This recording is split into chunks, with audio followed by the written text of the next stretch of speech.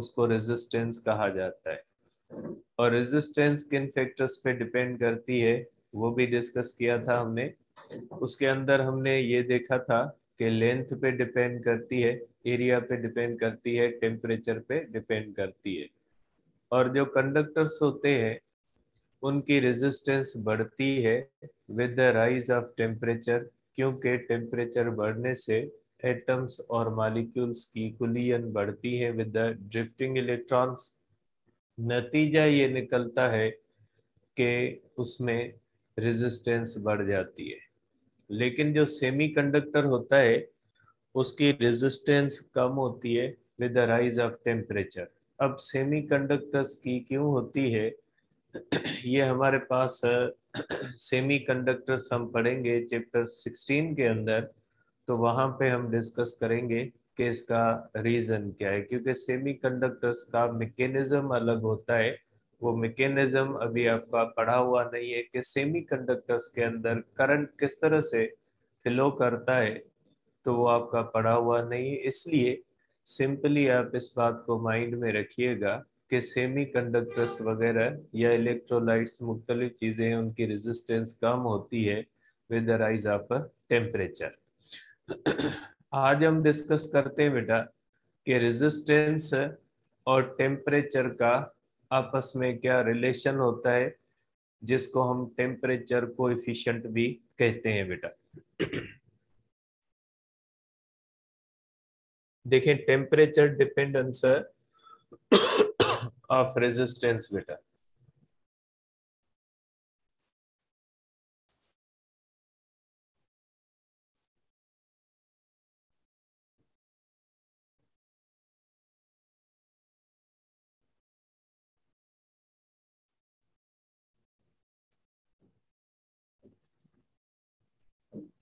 देखें बेटा, अगर हम देखते हैं तो किसी भी रेजिस्टर का अगर टेम्परेचर 0 डिग्री सेल्सियस है, तो 0 डिग्री सेल्सियस पे जो रेजिस्टेंस होती है उसका फार्मूला हमने कैलकुलेट कल किया है कि फॉर एग्जांपल अगर ये हमारे पास एक कंडक्टर है और उसका टेम्परेचर अगर T है is equal to 0 degree Celsius, तो इस वक्त रेजिस्टेंस होती है इसकी रेजिस्टेंस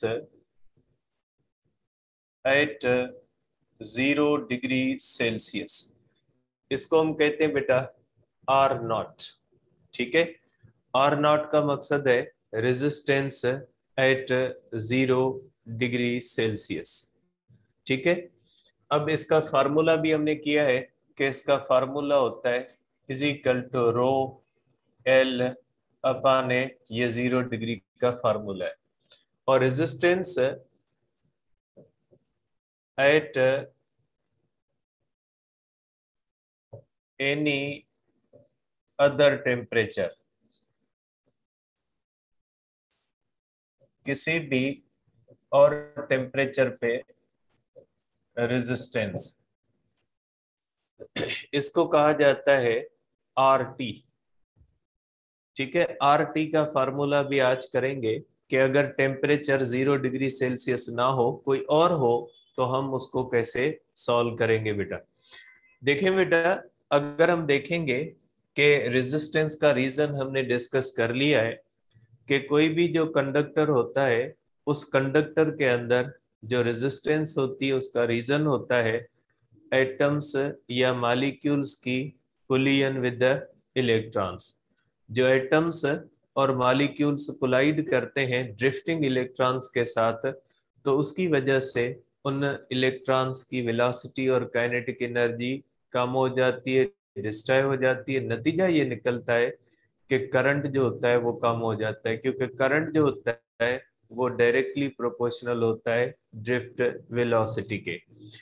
तो देखें बेटा, अगर हम देखेंगे तो आपने देखा है कि resistance of conductor,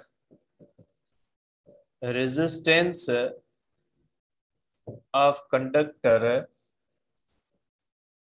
increases with the rise of temperature बेटा, increases with the rise of temperature.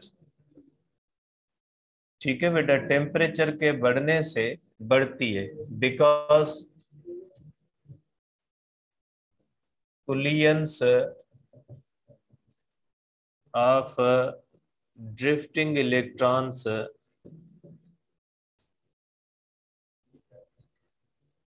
with atoms of conductor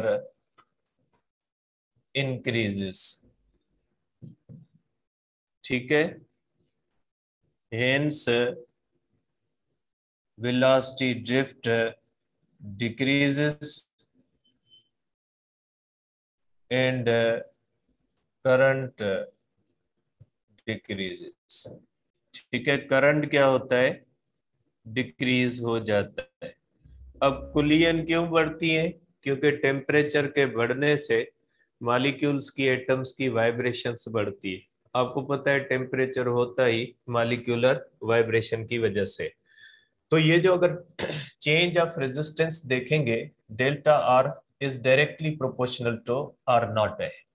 इस पॉइंट का मतलब क्या है बेटा, इस पॉइंट का मकसद है कि जिस कंडक्टर की 0 डिग्री पे रेजिस्टेंस ज्यादा होगी, जैसे फॉर एग्जांपल हम कॉपर का और आयरन का एग्जांपल लेते हैं।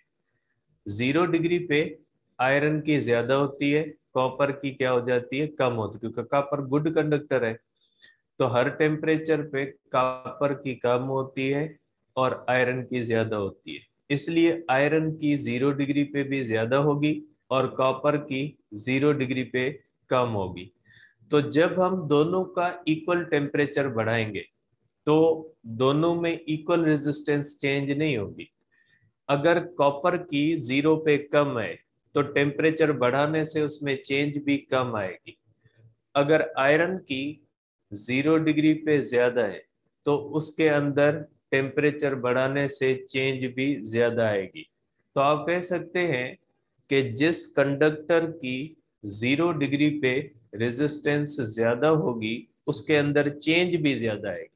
ठीक है, जिस कंडक्टर की 0 डिग्री पे कम होगी रेजिस्टेंस उसके अंदर चेंज भी कम आएगी। ठीक है, जैसे लेंथ एक्सपेंशन के अंदर हमने पढ़ा था कि जिस चीज की लेंथ कम है उसको गर्म करने से उसकी लेंथ कम बढ़ेगी, और जिसकी लेंथ पहले से ही ज्यादा है उसको गर्म करने से उसकी लेंथ ज्यादा बढ़ेगी। तो यही किस्सा होता है यहाँ पे, कि यहाँ पे हम पैरामीटर लेते हैं 0 डिग्री सेल्सियस। अगर दो कंडक्टर्स हैं, जैसे मैंने आपको कहा कॉपर और आयरन, तो कॉपर और आयरन की हम देखेंगे कि 0 पे कितनी है। तो आपको पता है कि आयरन की 0 पे ज्यादा होगी, तो आयरन की अगर 0 पे ज्यादा होगी तो आयरन का टेम्परेचर बढ़ने से उसमें चेंज भी ज्यादा आएगी, और कॉपर का टेम्परेचर बढ़ने से उसमें चेंज भी कम आएगी क्योंकि उसकी 0 पे कम होती है। तो आप कह सकते हैं पहली पॉइंट इसकी ये होती है कि change in resistance is directly proportional होती है आर नॉट। आर नॉट का मकसद है रेजिस्टेंस है 0 डिग्री सेल्सियस।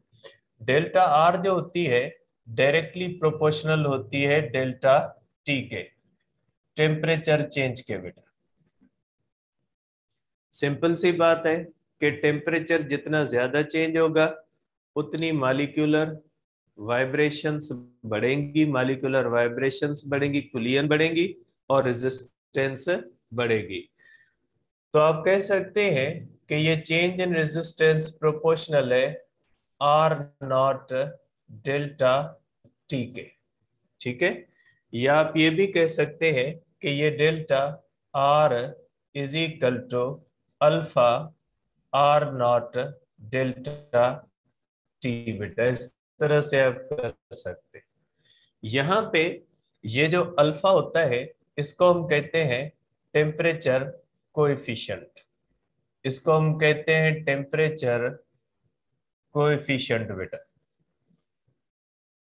टेम्परेचर कोएफिशिएंट कहते हैं। और अगर अल्फा की वैल्यू निकालेंगे तो change in resistance upon R naught delta T करेंगे। ठीक है, मीन्स इसको अगर डिफाइन करेंगे तो alpha is equal to change in resistance per unit resistance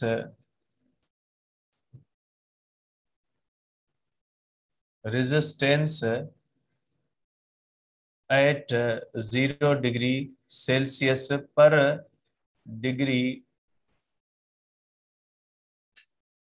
per degree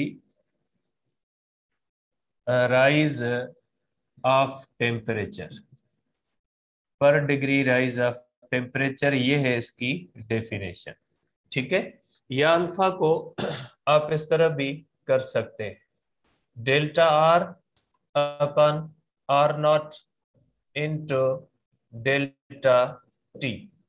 इसको हम कहते हैं fractional change, change per unit original, इसको हम कहते हैं फ्रैक्शनल चेंज, इसको हम फ्रैक्शनल चेंज भी कहते हैं, फ्रैक्शनल चेंज इन रेजिस्टेंस बेटा। ठीक है, तो इस हिसाब से आप इसको डिफाइन इस तरह भी कर सकते हैं कि alpha is equal to fractional fractional change in resistance, change in resistance per degree rise of temperature.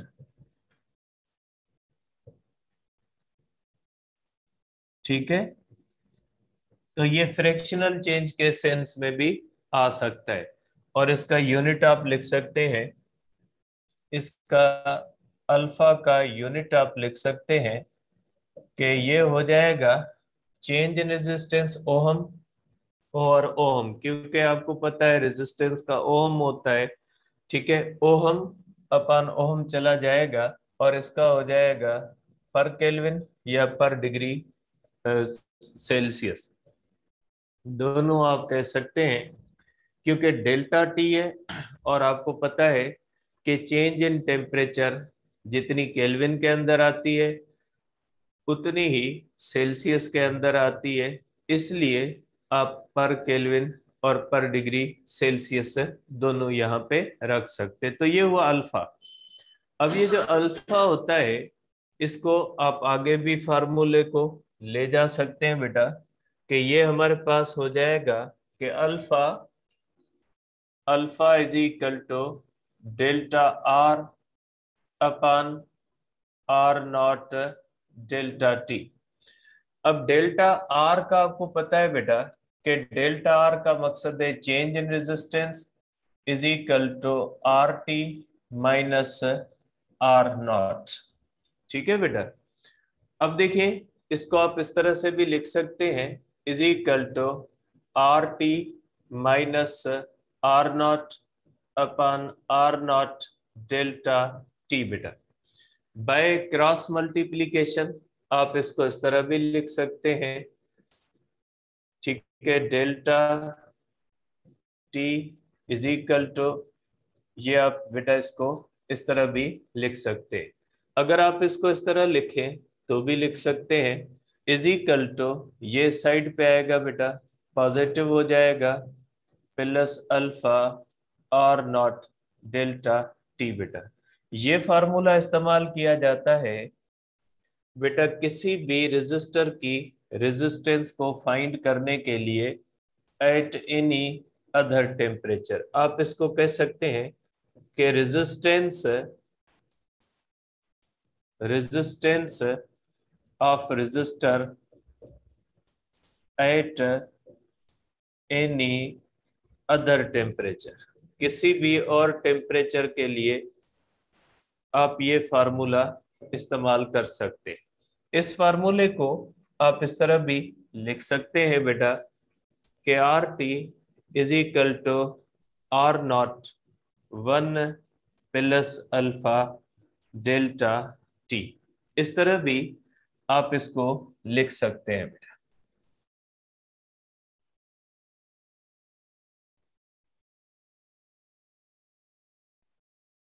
ठीक है, अब आप इसको इस तरह से लिख सकते हैं बेटा। ठीक है, आप इसको रेजिस्टिविटी सेंस में भी लिख सकते हैं कि rho T is equal to rho naught 1 plus alpha delta T, इस तरह भी आप इसको लिख सकते हैं। मीन्स ये आपको रेजिस्टिविटी बताएगा एट एनी अदर टेम्परेचर, क्योंकि आपके पास जो आपके बुक में वैल्यू दी गई है वो रेजिस्टिविटी की जो दी गई है वो 0 डिग्री पे दी गई है। और आपको पता है रेजिस्टिविटी डिपेंड करती है नेचर ऑफ द मटेरियल पे और आल्सो डिपेंड करती है टेम्परेचर पे, क्योंकि रेजिस्टिविटी के अंदर लेंथ और एरिया फिक्स होती है, क्योंकि उसका वॉल्यूम 1 मीटर क्यूब होना चाहिए, तो इसलिए उसके अंदर लेंथ और एरिया जो होते हैं वो फिक्स होते हैं। जबकि उसके अंदर जो वेरिएबल चीजें होती है रेजिस्टिविटी के अंदर वो होती है नेचर ऑफ मेटल मटेरियल, और टेम्परेचर जो होता है बेटा वो चेंज हो सकता है। तो ये resistivity eight any other temperature के लिए आप ये कर सकते हैं। Resistivity eight any other temperature, किसी और टेम्परेचर पे रेजिस्टिविटी इसी फार्मूले से आती है बेटा। अब एक बहुत ही इंपॉर्टेंट बात है बेटा कि ये जो अल्फा होता है, ये जो alpha can be positive as well as negative बेटा।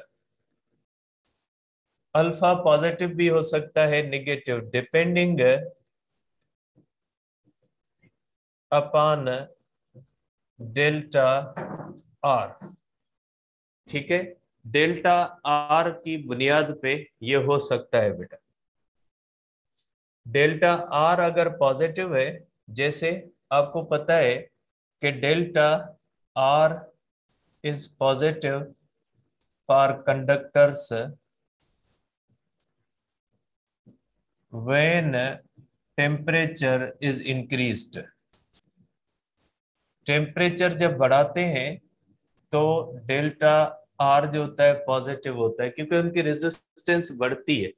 क्योंकि बेटा एट एनी अदर टेम्परेचर उनकी रेजिस्टेंस ज्यादा होती है as compare to R naught. क्योंकि बेटा कंडक्टर की रेजिस्टेंस बढ़ती है तो किसी और टेम्परेचर पे रेजिस्टेंस ज्यादा होगी। ठीक है, इसलिए हम कहेंगे कि डेल्टा आर पॉजिटिव होगा कंडक्टर के लिए।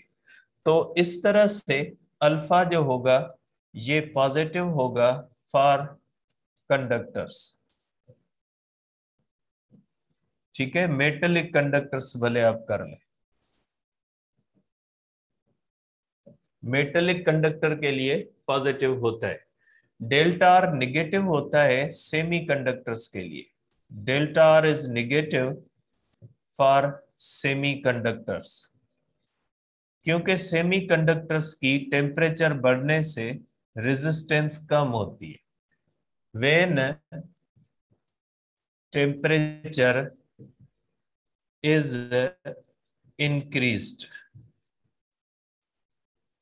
ठीक है, तो इसके लिए आप कह सकते हैं क्योंकि उसकी आर टी लेस देन होती है आर नॉट, देयर फोर आप कह सकते हैं is equal to negative for semiconductors. आपके बुक के अंदर वैल्यूज लिखी हुई है, आप देख सकते हैं। अल्फा पॉजिटिव और निगेटिव हो सकता है, जबकि मोस्टली रेजिस्टिविटी और रेजिस्टेंस जो होते हैं वो पॉजिटिव ही रहते हैं या जीरो हो सकते हैं।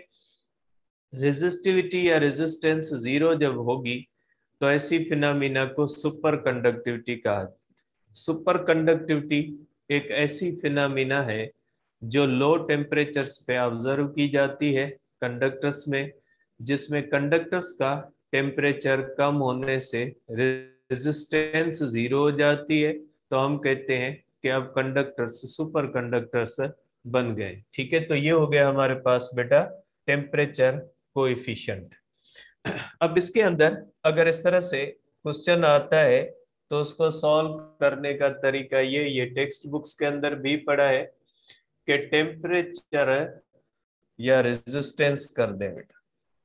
Resistance of copper wire at 0 degree Celsius is 100 ohm. What is resistance of same conductor at 500 degree Celsius बेटा? तो इसके लिए आप इस तरह से करोगे बेटा कि आपको पता है कि यहाँ पे दी गई है बेटा आर नॉट दी गई है बेटा, ठीक है, इज इक्वल टू कितनी है बेटा 100 ओहम में, ठीक है। और यहाँ पे डेल्टा टी बेटा, डेल्टा टी कौन सी हो जाएगी 500 ही होगी बेटा। आपको पता है कि चेंज ऑफ टेम्परेचर जितनी केल्विन में होती है उतनी सेल्सियस में होती है, क्योंकि डिग्री केल्विन की और सेल्सियस की इक्वल होती है। अल्फा आप चार्ट में से कॉपर का देख लोगे बेटा, चार्ट के अंदर लिखा हो या क्वेश्चन के अंदर दिया जाता है तो आप कर सकते हो R T is equal to R naught 1 plus alpha delta T, ये यूज कर सकते हैं। आप इसको इस तरह भी कर सकते हैं बेटा, इस तरह भी होता है कि resistance of copper wire eight 100 degree Celsius is 100 ohm. What is resistance at 500 degree Celsius, ठीक है बेटा। तो इसके अंदर आप इस तरह से करोगे बेटा कि R1 आपको दी गई है बेटा, R1 कौन सी है, R1 है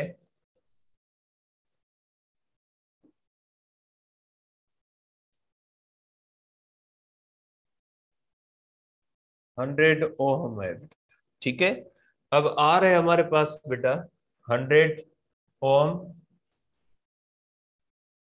अब देखें यहाँ पे डेल्टा टी कैसे निकालो बेटा, यहाँ पे डेल्टा टी 500 और 100 के दरमियान नहीं निकालोगे, क्योंकि दोनों की रेजिस्टेंस कंपेयर हमेशा 0 से होती है।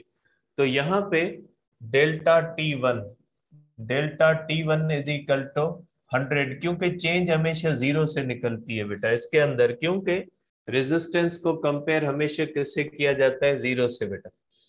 आपको R2 फाइंड करनी है, जबकि डेल्टा T2 जो है ये 500 डिग्री सेल्सियस है। आप ये करोगे बेटा R1 upon R2 is equal to R not 1 plus alpha delta T1 upon R not 1 plus alpha delta T2।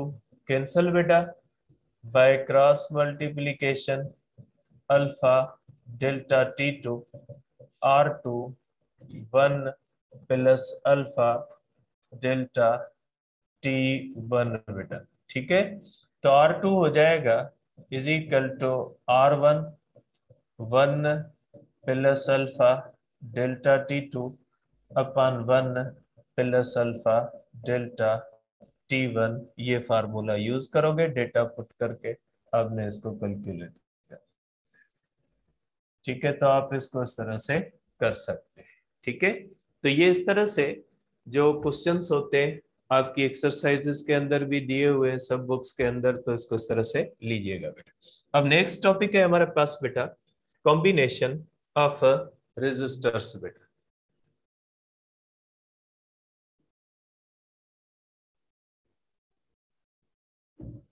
Combination of resistors के रेजिस्टर्स को कैसे कंबाइन किया जाता है आपस में। जिस तरह से बेटा आपको पता है कि रेजिस्टर्स कैपेसिटर्स की कॉम्बिनेशन हमने पढ़ी थी। तो कैपेसिटर की कॉम्बिनेशन के अंदर हमने ये पढ़ा था कि कैपेसिटर्स को इसलिए कंबाइन करते हैं क्योंकि हमें कहीं पे कैपेसिटेंस कम करनी होती है, कहीं पे बढ़ानी होती है, और रिक्वायर्ड जो हमें कैपेसिटेंस चाहिए वो लेनी होती है। तो इसी तरह से रेजिस्टर का काम ये होता है करंट को कंट्रोल करना। तो रेजिस्टर जो होता है उसको हम हमेशा ऐसी जगह पे लगाते हैं जहां से हमें किसी चीज को करंट कम देना होता है या ज्यादा देना होता है। तो आप कह सकते हैं कि रेजिस्टर को हम हमेशा करंट को कंट्रोल करने के लिए इस्तेमाल करते हैं। ठीक है, तो इसलिए हम इनकी कॉम्बिनेशंस करते हैं बेटा। तो सिंबल्स होती है बेटा, सिंबल्स ऑफ रेजिस्टर बेटा, सिंबल्स ऑफ रेजिस्टेंस बेटा। बेटा ये होती है फिक्स रेजिस्टेंस। फिक्स रेजिस्टेंस का मकसद है जिसकी वैल्यू चेंज ना हो, उसकी बेटा ये होती है सिंबल। और दूसरी होती है बेटा वेरिएबल रेजिस्टेंस बेटा। वेरिएबल रेजिस्टेंस जैसे रियोस्टेट होते हैं बेटा, रियोस्टेट जो होती है ये वेरिएबल रेजिस्टेंस की सिंबल होती है बेटा। ठीक है, अब बेटा सर्किट्स जो होते हैं वो कैसे बनते हैं। अगर हम रेजिस्टर्स को कंबाइन करते हैं तो सर्किट्स बनते हैं बेटा। अगर हमारे पास बेटा we have, if we have 3 resistors, then we can form 4 circuits। ठीक है, आप कह सकते हैं कि नंबर ऑफ रेजिस्टेंस अगर आपके पास 3 है, नंबर ऑफ रेजिस्टेंस अगर आपके पास है n इज इक्वल टू 3, तो नंबर ऑफ सर्किट्स बेटा is equal to n plus 1 is equal to 4। ये फार्मूला होता है बेटा। जैसे फॉर एग्जांपल अगर हमारे पास 3 रेजिस्टर्स हैं बेटा, उनकी पहली कॉम्बिनेशन ये हो सकती है बेटा, ये कॉम्बिनेशन R1 R2 R3 ये हो जाएगी बेटा, सीरीज कॉम्बिनेशन में कर सकते हैं। उन्हीं 3 रेजिस्टर्स को आप इस तरह भी कर सकते हैं बेटा। आप इस तरह से भी तीनों रेजिस्टर्स को कर सकते हैं बेटा। R1 है, R2 है, R3 है बेटा। उन रेजिस्टर्स को ऐसे भी आप कर सकते हैं बेटा, थर्ड कॉम्बिनेशन के अंदर इस तरह से R1 है, R2 है और R3 इस तरह भी आप कर सकते हैं। या आप ये भी कर सकते हैं फोर्थ कॉम्बिनेशन बेटा। तो आप इस तरह से अगर आपके पास 3 रेजिस्टर्स हैं तो 4 डिफरेंट कॉम्बिनेशंस बना सकते हैं। ठीक है, 3 रेजिस्टर से आप 4 कॉम्बिनेशंस बना सकते हैं। अब हम पहले करते हैं बेटा सीरीज कॉम्बिनेशन।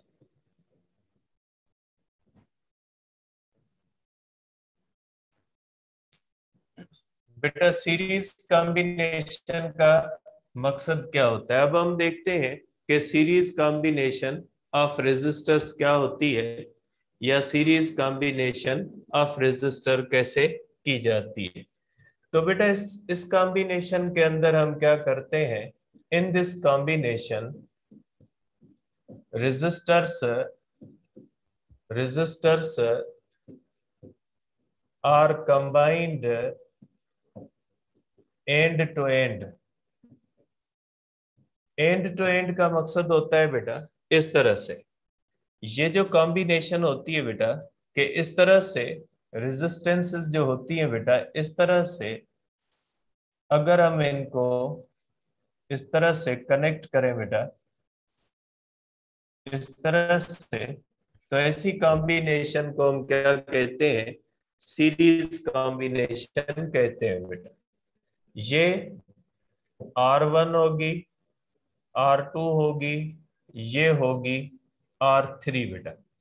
अब अगर इसको बैटरी से कनेक्ट करते हैं बेटा, अगर हम बैटरी से इसको कनेक्ट करते हैं तो बैटरी से कनेक्ट करने के बाद बेटा यहां से करंट आता है बेटा, ये करंट आई आता है, इसको मेन करंट कहा जाता है बेटा। आई जो होता है इसको कहा जाता है main circuit current.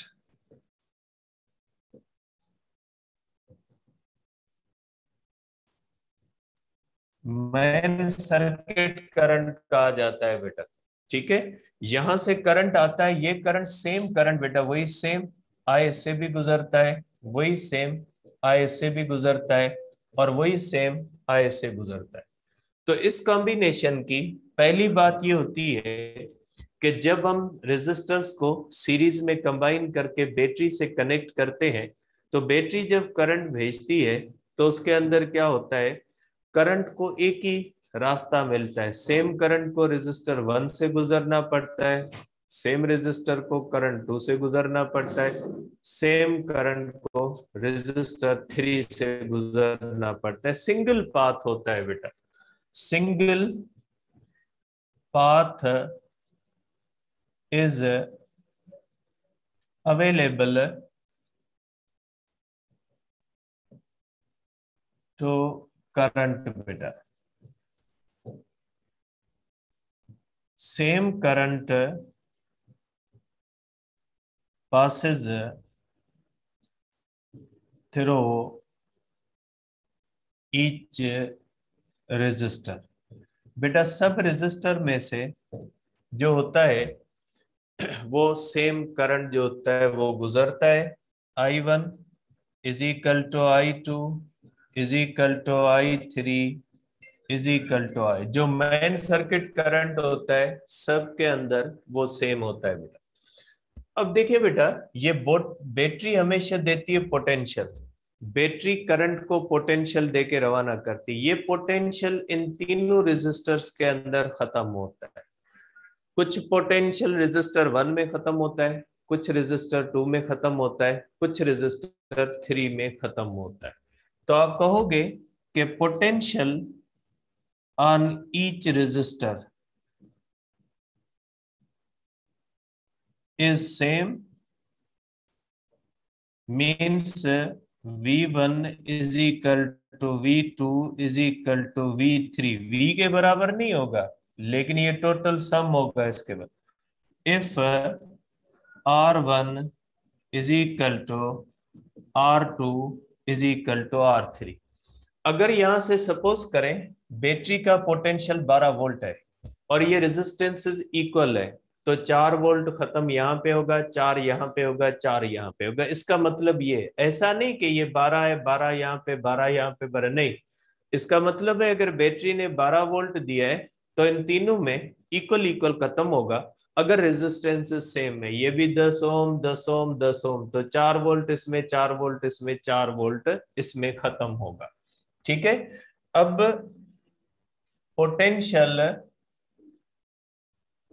is different if R1 is not equal to R2 is not equal to R3। अगर रेजिस्टेंसेस इक्वल नहीं है, ये 10 है, 20 है, 30 है, तो इसमें 2 होगा, इसमें 4 होगा, इसमें 6 होगा।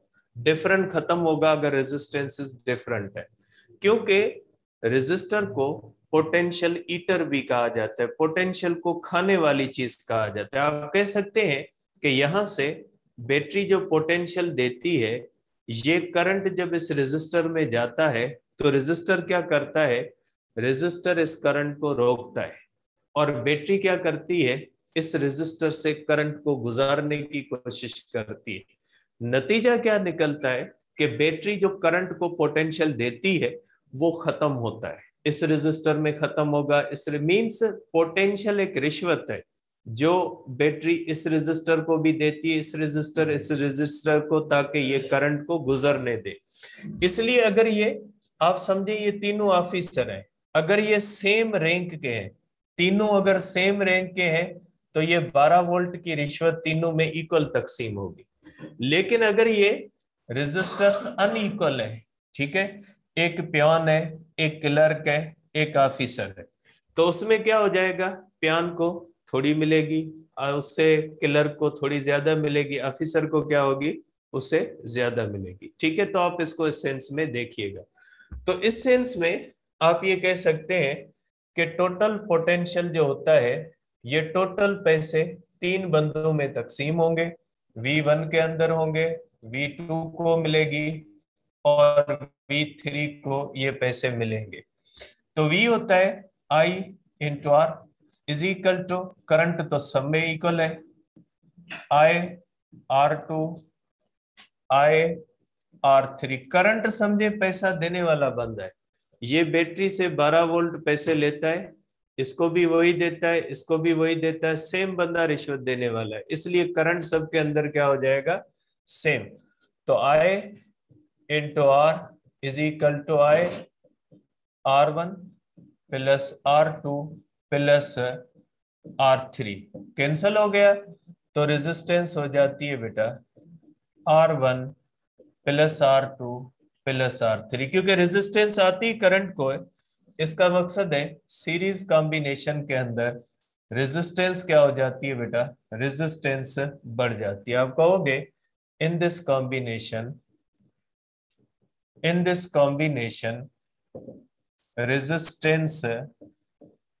Resistance increases.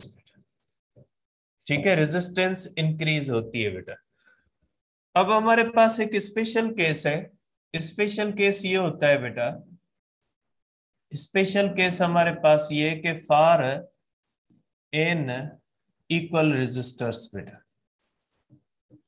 N equal resistors होते हैं बेटा, तो इक्विवेलेंट रेजिस्टेंस क्या हो जाएगी बेटा, एन इंटू आर। ठीक है, अगर आपके पास एन रेजिस्टर्स है, उनकी रेजिस्टेंस बेटा इक्वल है, अगर R1 is equal to R2 R3 is equal to R4, तो ये फार्मूला इस्तेमाल होगा बेटा। ठीक है, अब यहां से आप कह सकते हैं कि इन सीरीज कॉम्बिनेशन कंडक्टेंस आप कर लें बेटा, conductance in series combination, resistance तो बढ़ती है बेटा, रेजिस्टेंस बढ़ती है तो कंडक्शन क्या होगी, कम होगी, क्योंकि बेटा आपको पता है कि रेजिस्टेंस की रेसिप्रोकल है कंडक्टेंस। तो आप इस तरह से कर सकते हैं बेटा कि resistance R1 plus R2 plus R3, अगर n रेजिस्टर्स है बेटा तो Rn हो जाएगा। तो आपको पता है ये होगी कंडक्टेंस, ये हो जाएगी कंडक्टेंस का फार्मूला बेटा, मींस कंडक्टेंस डिक्रीज होती है।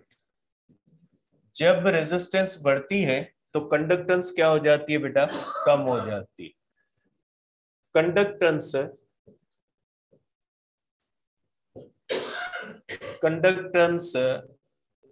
डिक्रीजेस बेटा, कंडक्टेंस डिक्रीज होती है। और इसका स्पेशल अगर केस हम करें तो स्पेशल केस आप इस तरह से कर सकते हैं बेटा कि फॉर एन इक्वल रेजिस्टर्स बेटा, एन इक्वल रेजिस्टर बेटा, जैसे मैंने आपको पहले भी बताया, इस तरह से आपके पास एन इक्वल रेजिस्टर्स हो तो बेटा इक्विवेलेंट कंडक्टेंस हो जाएगी के अपॉन एन बेटा। इस तरह से आप कर सकते हैं इक्विवेलेंट कंडक्टेंस के लिए कि इक्विवेलेंट कंडक्टेंस जो होगी वो इस तरह से कम हो जाएगी। तो ये हो गई बेटा हमारे पास सीरीज कॉम्बिनेशन। इंशाल्लाह कल जो है वो करेंगे पैरेलल कॉम्बिनेशन, और आगे जो टॉपिक्स होते हैं उनको हम कल डिस्कस करेंगे।